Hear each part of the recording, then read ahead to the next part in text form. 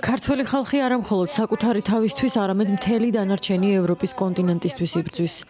იბრძვიან თავისუფლებისთვის და იმ დიქტატურის წინააღმდეგ, რომელიც პუტინის რეჟიმია. მათ კი ვინც კრემლის სცენარს მიყვება საქართველოში, მოლდოვასა თუ რუმინეთში, უნდა ვებრძოლოთ. ქართველი ხალხი იბრძვის ევროპული ღირებულებებისთვის და მე ძალიან მადლიერი ვარ იმ ხალხის, ვინც აქ ყოველდღიურად დგას. ქართველებო, თქვენ ისტორიის სწორ მხარეს დგახართ. Be it in Romania, by the way, We are here to act and we are აქ ვართ იმისთვის, რომ ვიმოქმედოთ, რათა გამოვაღვიძოთ ჩვენი კოლეგები ევროპაში. ჩვენ ევროპარლამენტის წარმომადგენლები ვართ, ვმუშაობთ ერთად საქართველოს ევროპული გზისთვის. მადლობა სტუმართმოყვარეობისთვის. ჩვენ ყველაფერს გავაკეთებთ ევროპულ ინსტიტუტებში. ჩვენ თქვენი ევროკავშირში ყოფნა გსურს, განაგრძეთ ბრძოლა. ახლა ყველაფერი თქვენზეა დამოკიდებული. თქვენს რწმენაზე თავისუფლების, დემოკრატიისა და ევროპული გზისადმი. ქართველ ხალხს უნდა ჰქონდეს შესაძლებლობა თავად, თავისუფლად გადაწყვიტოს საკუთარი მომავალი. ბევრ ადამიანს ვესაუბრე, ძირითადად ვუსმენდი.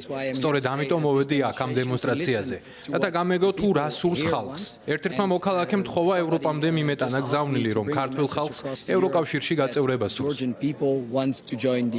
ვფიქრობ, ევროპარლამენტმა ძალიან მკაფიო რეზოლუცია მიიღო, რომლის თანახმადაც უნდა ჩატარდეს ხელახალი არჩევნები. არ უნდა ვცნოთ ამ მთავრობის ლეგიტიმურობა და ქართველმა ხალხმა საკუთარი მომავალი თავად უნდა გადაწყვიტოს. ჩვენ აქ რომელიმე პარტიისთვის არ ჩამოვსულვართ. ჩვენთვის მნიშვნელოვანია ქართველი ხალხი.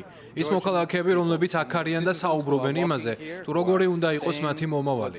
ვფიქრობთ, მათზე არ უნდა ძალადობდნენ, არ უნდა ჩაგრავდნენ და აპატიმრებდნენ მათ. რა თქმა უნდა, ევროკავშირს აქვს სანქციების რეჟიმიც, რომელსაც ადამიანის უფლებების დარღვევების შემთხვევებში იყენებს. ნახოთ, იქნება თუ არა ეს აქ შესაძლებელი. თუ ხელისუფლება ან კონკრეტული პირები არიან პასუხისმგებელი ადამიანის უფლებების დარღვევებზე, მაშინ მიზნობრივი სანქციები არის საჭირო. ის თუ ვის შეეხება სანქციები, წევრი ქვეყნების გადასაწყვეტია. ეს ნორმალურია და მხოლოდ საქართველოს არ ეხება. სანქციებს უწესებთ სხვა სახელმწიფოებიც. გსურდა საქართველოსთან, როგორც კანდიდატის სტატუსის მქონე ქვეყანასთან ნორმალური ურთიერთობა გქონოდა, მაგრამ ბევრი გადაწყვეტილება, რაც აქ პოლიტიკურ დონეზე მიიღეს, არ არის გადაწყვეტილებები, რასაც კანდიდატი ქვეყნისგან მოვალით. ეს ძალიან სამწუხაროა. ტრაგედიაა ჩვენი ორმხრივი ურთიერთობებისთვის. იმედი მაქვს, მდგომარეობა გაუმჯობესდება, მაგრამ ახლა ეს მტკივნეული ეტაპი უნდა გავიაროთ. აქ რამდენიმე კვირის წინ ვიყავი არჩევნებზე დასაკვირვებლად. ძალიან მწუხვარ, რომ ხალხს ეს არჩევნები მოპარეს. და ახლა მესმის, რომ ვიღაცებს ქართველების მომავლის მოპარვა სურთ. საქართველო ევროპაა. ვგრძნობ, რომ აქ ევროპელებთან ერთად ვარ და მინდა, რომ ქართველი ხალხის მხარეს ვიყო.